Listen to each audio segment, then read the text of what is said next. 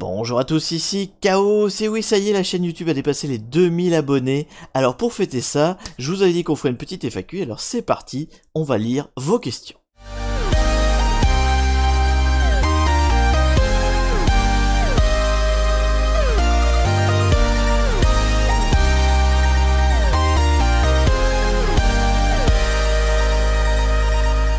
Première question, qui en fait plusieurs questions, parce que vous êtes nombreux à me l'avoir posée, c'est bien sûr cette question: comment fait-on pour devenir un hacker? Alors, ça fait plusieurs fois que j'y réponds déjà, j'avais déjà répondu dans la première FAQ, j'y ai répondu aussi à travers une vidéo spécifique sur le sujet, mais on continue à me poser la question. Alors je devine un petit peu pourquoi, hein, parce qu'en fait, à chaque fois on me demande par quoi on doit commencer en fait? Quel est le langage qu'il faut apprendre en premier? Quel est le type de challenge qu'il faut faire en premier? Et c'est vrai que j'ai pas forcément de réponse à cette question-là. En fait, pour une raison toute simple, c'est qu'il n'y a pas de réponse à cette question-là. En fait, quand vous me demandez comment je commence dans la cybersécurité, comment je peux faire, je peux pas vous répondre parce qu'il y a 1001 parcours. En fait, il y a plein de façons de devenir un hacker. Et quelle que soit la façon que vous abordez, en fait, elle sera toujours bonne, si vous voulez. C'est ça, il n'y a pas de meilleure façon que d'autres, en fait. Donc quand on me demande, par exemple, quel est le langage qu'il faut plutôt privilégier quand on est hacker, il y en a pas, peu importe lequel. Si vous êtes un spécialiste du C, eh ben vous ferez du C. Si vous êtes un spécialiste du Python, vous ferez du Python. Si vous êtes un spécialiste du PHP, eh ben vous allez attaquer du PHP. Tous les domaines sont bons, et dans le hacking, dans la cybersécurité hein, aussi, il n'y a pas de limitation. Il faut être capable. Vous pouvez pas tout faire, donc vous allez être forcément spécialisé dans quelque chose. À vous de choisir votre spécialité. Alors comme je sais que cette réponse-là n'est pas très satisfaisante, elle n'est pas très facile à comprendre, parce que du coup c'est pas une bonne réponse, c'est pas une réponse tout court, vous aimeriez avoir un tuto, quelque chose qui vous dit, voilà, pour devenir hacker, faites ça, faites ça, faites ça, faites ça. Je vais essayer de vous présenter un guide très terre à terre de comment devenir un hacker, mais vraiment un guide étape par étape. La première étape, le début en fait, c'est de choisir quelque chose que vous voulez hacker. Quelque chose qui soit à vous, hein, ne me dites pas Facebook, ne me dites pas Instagram ou que sais-je, quelque chose que vous voulez hacker chez vous. Alors ça peut être un jeu vidéo que vous possédez, typiquement c'est comme ça que j'ai commencé moi sur les sauvegardes de jeux vidéo, donc un jeu vidéo, ça peut être un site web qui est à vous, que vous avez envie de pirater, ça peut être un catch the flag que vous avez envie de réussir, par exemple ce que je vous ai fourni, le Kaifio-Fan 1 et 2 par exemple, voilà, vous vous placez, vous vous donnez un objectif, voilà, ça va être votre première étape, c'est de dire, cette chose-là, je veux la hacker. Donc choisissez quelque chose qui est faisable, donc que quelqu'un a déjà fait avant vous, on va dire, hein, et quelque chose qui est à vous, parce que bah, c'est plus simple et vous n'aurez pas d'emmerde. Et quand je dis quelque chose à hacker, ça peut être n'importe quoi, c'est-à-dire que ça peut être aussi un grille-pain, une machine à laver, votre écran d'ordinateur, ce que vous voulez. Quelque chose que vous voulez bidouiller en fait, hein, voilà, pour revenir au sens français du terme, quelque chose que vous voulez. Donc l'étape 1, choisissez un truc que vous voulez bidouiller.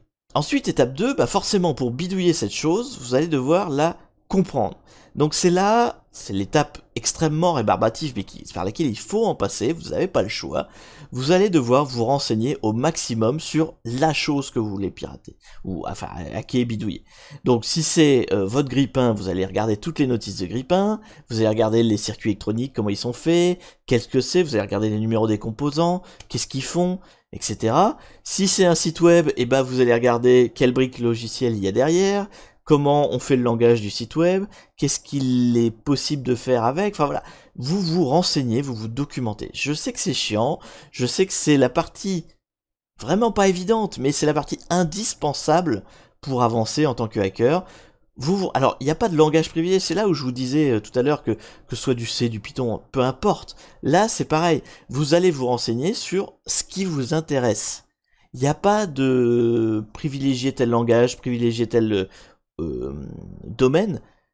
Vous avez choisi votre truc à hacker, enquêtez à fond sur le truc que vous voulez hacker. Donc c'est l'étape 2, renseignez-vous un maximum sur la chose que vous voulez hacker. Étape 3, une fois que vous avez à peu près compris les tenants et les aboutissants techniques relatifs à ce que vous voulez hacker, regardez des gens qui l'ont déjà fait. Donc lisez des tutos, lisez des solutions, si c'est un cache flag, lisez la solution. Commencez en ayant la solution en fait, si vous voulez. La première chose que vous allez hacker avec la solution à côté. C'est exactement comme, je sais pas, si vous faisiez un problème de maths, vous le faites le problème de maths en regardant la solution. Voilà. Là, c'est pareil. Vous faites votre piratage, votre hackage, votre cybersécurité avec la documentation sous le nez, avec la solution sous le nez, quelqu'un qui a déjà fait ce que vous voulez faire et qui vous explique comment faire. C'est aussi pour ça que je fais mes vidéos, hein, les fameuses, toute la série Un hacker en train de hacker, c'est à ça que ça sert. Ça sert à vous montrer, point par point, en vous expliquant un peu, mais voilà, surtout en vous montrant comment on fait. Donc par exemple, si vous avez choisi à l'étape 1 que vous vouliez réussir le cache flag KFioFan 2, l'étape 2 c'était je me renseigne sur tous les langages, sur voilà qu'est-ce qui est lié à ça, donc VirtualBox comment ça marche, les VM comment ça marche, les cache flag comment ça marche, et après, étape 3, donc je regarde la solution, je regarde la mienne ou celle de quelqu'un d'autre, hein, en train de faire la solution, et je reproduis. C'est le meilleur moyen d'apprendre. Vous avez des connaissances théoriques, du coup, vous avez fait de la veille, et en regardant quelqu'un faire, vous allez dupliquer ce qu'il fait, hein, copier ce qu'il fait, et c'est une très très très très bonne méthode d'apprentissage. Voir quelqu'un faire et le reproduire, c'est le meilleur moyen d'apprendre. Donc l'étape 3, c'est de regarder quelqu'un faire et de le reproduire. Et donc enfin l'étape 4, eh bien là, la logique, c'est de refaire ensuite la même chose, mais cette fois sans la solution sous les yeux, toujours avec la documentation technique, ça c'est pas un problème parce que vous ne pouvez pas avoir la science infuse, hein, je vous dis, la cybersécurité, le hacking en général, c'est un domaine extrêmement vaste, vous ne pouvez pas tout savoir, et de toute façon, quand vous allez faire des trucs, je sais pas moi par exemple, pendant un moment je bossais vachement du reverse engineering, bah à côté j'ai oublié comment on faisait d'autres choses.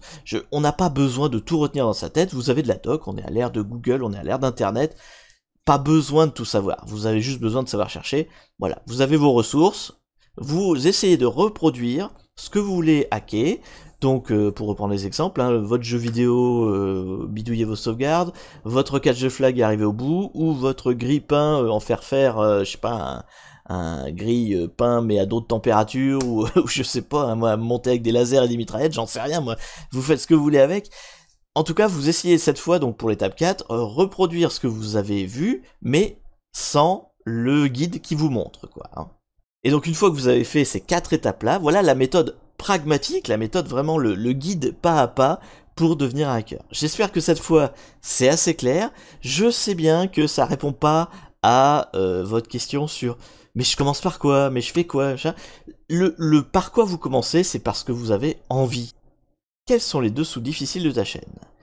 Alors, j'ai pas vraiment eu de dessous difficiles en fait, je suis en train de réfléchir, mais comme la chaîne YouTube, hein, les vidéos que je vous offre sont plutôt en mode hobby quoi, hein, je suis pas encore un grand professionnel, j'ai pas 1 million d'abonnés à satisfaire, j'ai pas une pression énorme, en fait pour l'instant je m'amuse, hein, j'espère en tout cas m'amuser longtemps, mais j'ai pas vraiment de dessous difficiles parce que quand je fais une vidéo, je le fais pour m'amuser, et donc je m'amuse en la faisant, et en plus, bon, quand je fais des lives, il y a vraiment pas bah voilà, s'il y avait des problèmes, vous les verriez, hein, parce que c'est des lives, et puis quand je fais du montage, bon, bah il y a forcément l'aspect un peu technique, chiant de faire du montage, mais bon, je suis pas un grand monteur non plus, donc je fais pas des effets spéciaux incroyables, donc c'est quand même une activité qui est relativement reposante, qui est relativement du loisir, il n'y a pas tant de dessous difficiles que ça. Les seuls que je pourrais voir, mais bon, vous les connaissez, hein, il y a un premier point difficile, c'est l'argent, hein, voilà, on en revient toujours au même, mais comme il y a des mois où je vis uniquement avec ce que le Tipeee me rapporte, hein, donc je vous invite à regarder le Tipeee et à vous dire comment je ferais moi si je vivais que avec ce qu'il y a comme somme marquée par mois, voilà, donc ça m'arrive, j'ai des mois où je n'ai que le Tipeee. Donc bah forcément tout de suite ça vous met un peu plus la pression et tu te dis bah ça cogite quoi en tout cas, hein, ça fait cogiter, donc ça peut être des phases un peu difficiles. Et puis sinon, en termes plus d'anecdotes, hein, cette fois, par exemple, l'interview de Corben. L'interview de Corben, j'étais un gros boulet, et donc ça s'est Ça a été difficile, ça a été pas difficile pour Corben du tout, ça a été difficile pour moi, parce que voilà, je vous dis, j'étais un gros boulet. Typiquement, en fait, quand j'ai enregistré la première fois, donc j'ai commencé à enregistrer, puis au bout de 5-10 minutes, je me suis rendu compte que bah, j'avais pas appuyé sur le bouton d'enregistrement. Donc bon, ça, voilà, ça la fout un petit peu mal. Donc ça commence bien les interviews. Et donc j'ai fait ça 2 fois en plus, hein. 2 fois j'ai oublié d'appuyer sur le bouton enregistrer, donc il a fallu recommencer certaines questions. Et bonus, parce que je suis vraiment un gros boulet, je me suis rendu compte une fois que j'avais fini, on avait fini l'interview, on s'était dit au revoir, que j'avais oublié une question. Voilà, je n'ai que 5 questions à me rappeler et j'avais trouvé moyen d'en oublier une. Donc du coup, il a fallu que je rappelle Corben, qui a été sympa, et du coup on a enregistré la question qui manquait le lendemain en fait, hein. Et donc voilà, c'est pour l'anecdote. Cette vidéo-là a été entre guillemets difficile parce que bon, c'était pas non plus une torture, hein, mais j'étais un gros boulet et j'ai eu du mal à la sortir. Quel film ou série sur les hackers détestes-tu ou aimes-tu le plus? Alors, d'abord, j'en ai pas vu beaucoup, en fait, hein. J'en ai pas tellement vu que ça, en fait, finalement, des séries. Alors déjà, des séries, il y en a pas tant que ça, une. Et des films, bon, ça m'intéresse pas trop. Enfin, c'est pas trop ce que je regarde. Moi, je regarde plus de la SF ou de la fantasy, donc on est au-delà, quoi, hein, pas juste du réalisme du hacker. Bah, la série que j'aime beaucoup, hein, c'est Mister Robot. Bon, c'est pas très très original parce que tout le monde aime Mister Robot, qui pour le coup dépeint très bien la réalité d'un hacker, mais en plus, enfin la réalité sur la partie hacking technique, mais en plus est intéressante en soi, même si c'est pas du hacking, hein, elle serait intéressante parce que les personnages sont sympas, sont bien écrits. Après, alors il y a un film que tout le monde déteste et que j'aime beaucoup, c'est Opération Espadon. Donc en VO, ça doit être Swordfish Operation, je sais pas, Swordfish peut-être tout court. Donc c'est un film avec John Travolta. Euh, donc il y a un film sur un hacker, mais qui est complètement dans le cliché hollywoodien. C'est le hacker beau gosse qui couche avec tout le monde, qui fait du hacking en dansant devant son ordinateur. Cette grande scène où en fait il a 6 ou 7 écrans qui affichent n'importe quoi et puis il danse devant, et c'est comme ça qu'il écrit un virus a priori. On sait pas trop d'ailleurs, un malware, un spyware, un virus. Bon là on est complètement dans le cliché, c'est pas du tout réaliste. Mais j'adore ce film parce que j'aime beaucoup John Travolta et j'aime beaucoup les speeches en fait de Travolta. Donc finalement ça a rien à voir avec le hacking, mais on va dire, c'est un des films qui revient souvent quand on parle de hacking en mal, hein, comme mauvais film. Moi j'aime bien. Voilà, Petit péché mignon, Opération Swordfish, Opération Espadon.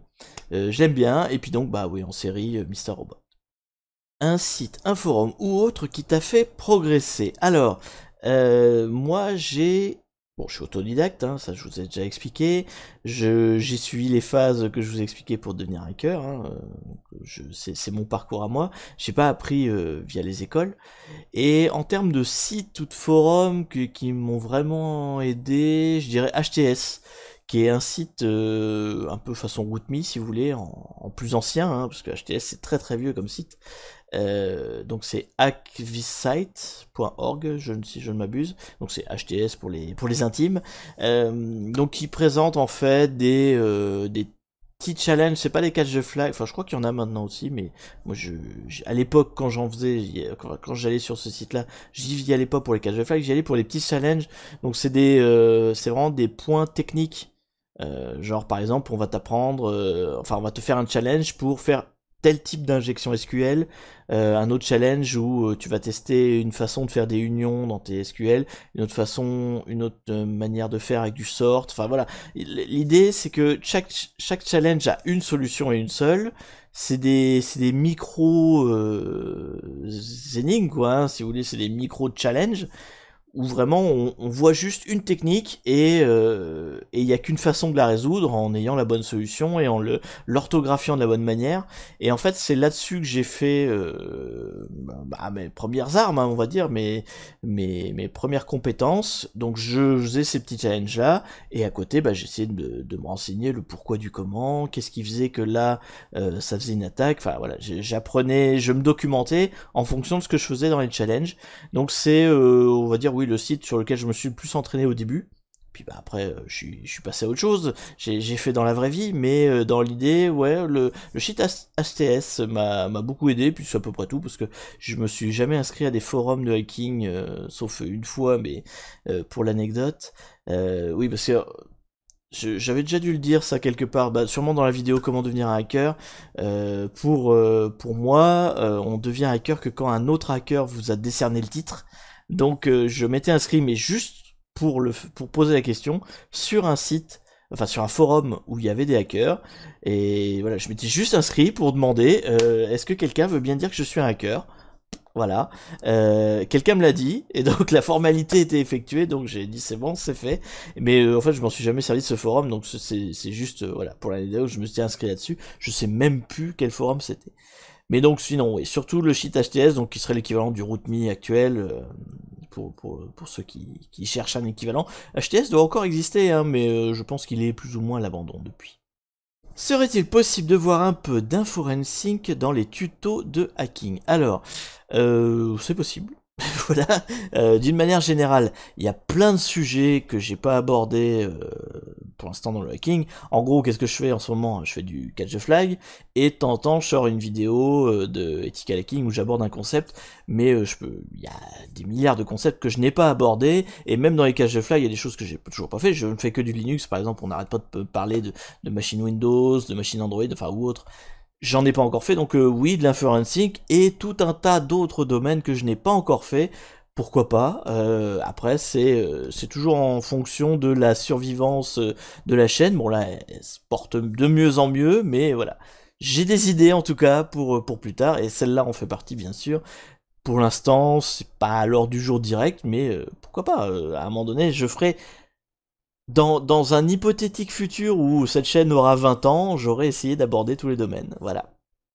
Alors là, on a plein de questions en une seule, donc je vais les faire dans l'ordre. La première, c'est pourquoi tu as commencé la sécurité informatique? Alors, je l'ai vite fait dit tout à l'heure dans la question sur comment devenir hacker.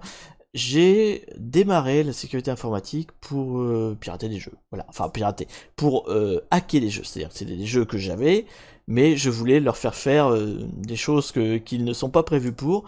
Notamment, en fait, vraiment le tout début, ce qui m'a fait démarrer, c'est l'édition de sauvegarde. En fait, je bricolais les sauvegardes de jeux pour me donner des vies, pour me donner des crédits, etc. Enfin voilà, c'était le tout début. Après, j'ai été on appelle ça les traîneurs, c'est-à-dire tout ce qui est pour vous donner des vies infinies pendant le jeu, et non pas via la sauvegarde. Et puis bon, après, le reverse engineering, enfin voilà, pour vraiment arriver, par exemple, je sais pas, dans Xenon 2, je m'étais donné les vies infinies dans le sens où quand tu mourais, j'avais fait sauter la procédure qui t'enlevait des vies en fait. Donc il ne t'enlevait jamais de vie en fait. Au moment où il faisait l'opération -1 dans les vies, j'avais remplacé ça par un up, et du coup bah il faisait jamais -1 dans les vies, donc il y en avait tout le temps. Donc voilà un peu ce qui m'a fait démarrer dans la sécurité informatique. Après c'est un hobby que j'ai conservé toujours par devers moi. C'est quelque chose que j'ai fait souvent. J'ai toujours été sensibilisé au sujet. Je fais de la veille. Enfin voilà, ça fait 20 ans que je regarde le sujet. Et puis bah plus récemment, ça fait quand même bien 10 ans maintenant.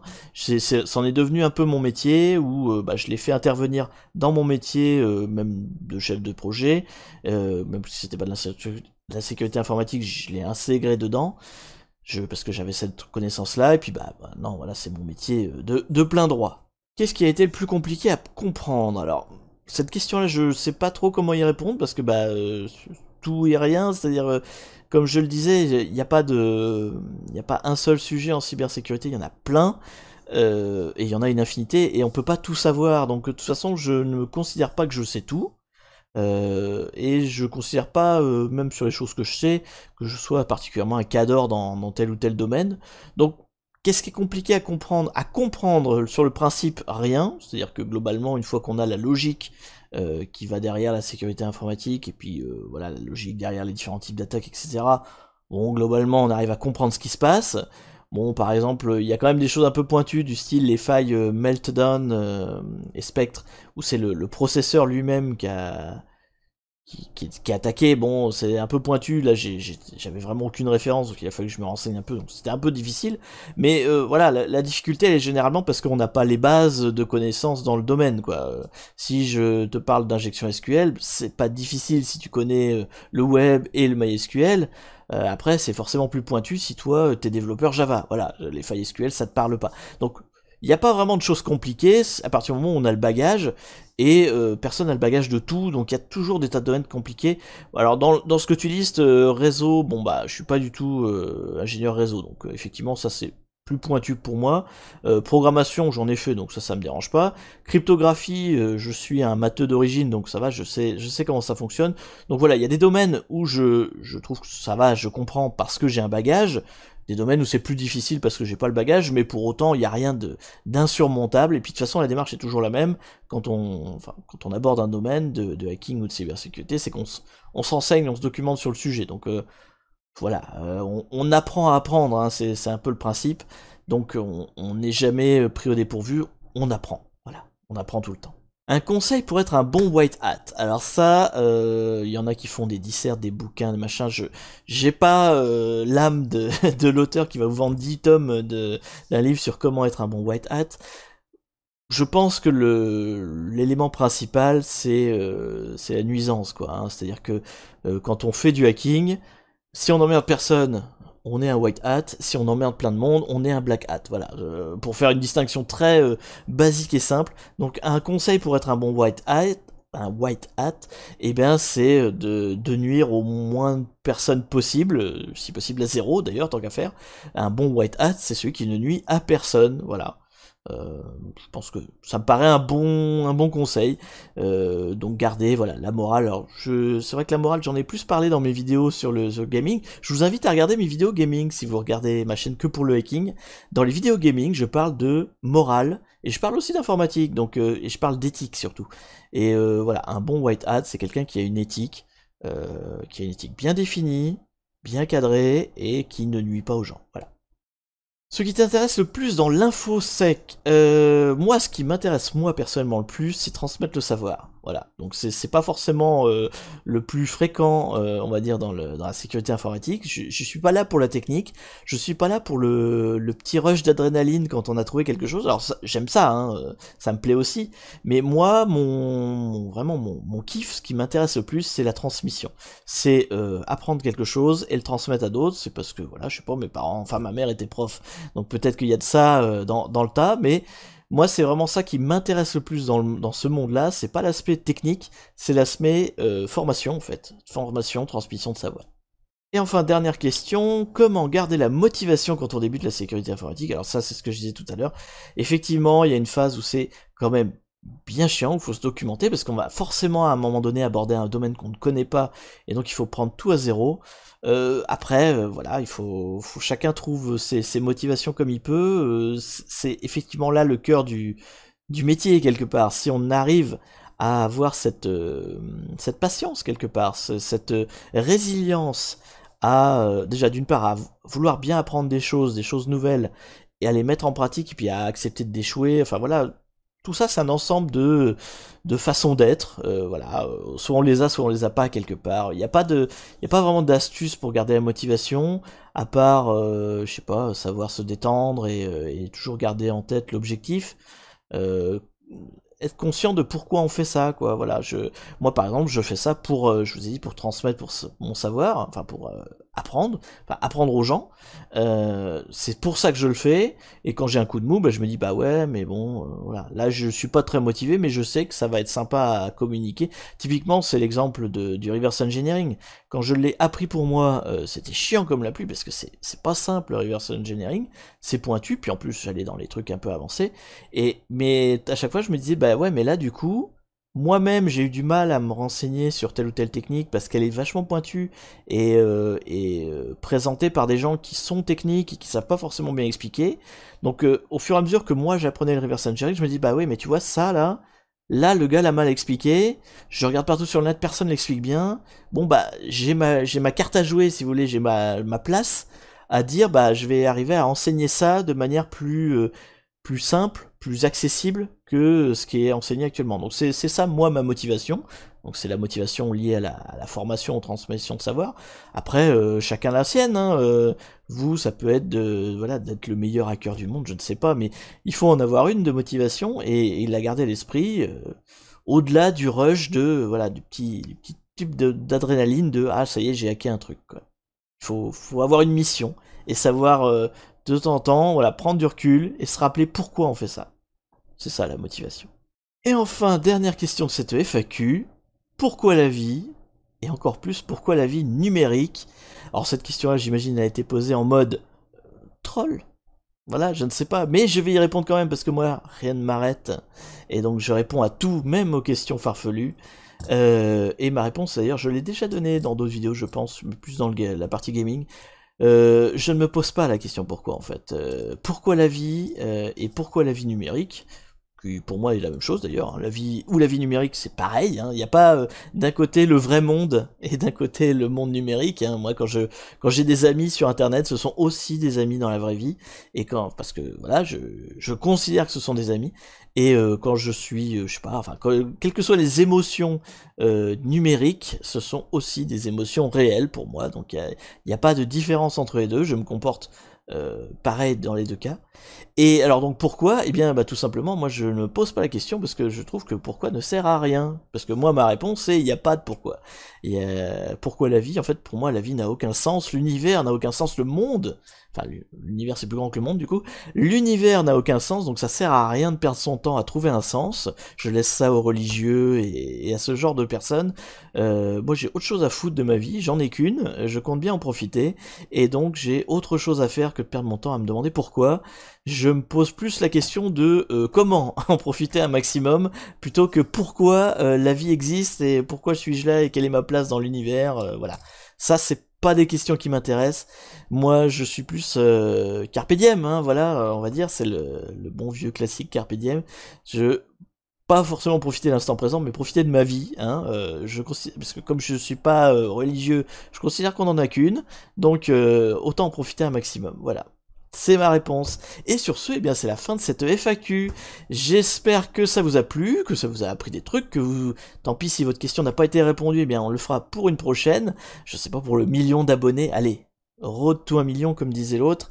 Je vous dis à une prochaine. Et merci encore d'être aussi nombreux à suivre cette chaîne qui n'en mérite pas tant. Allez, salut!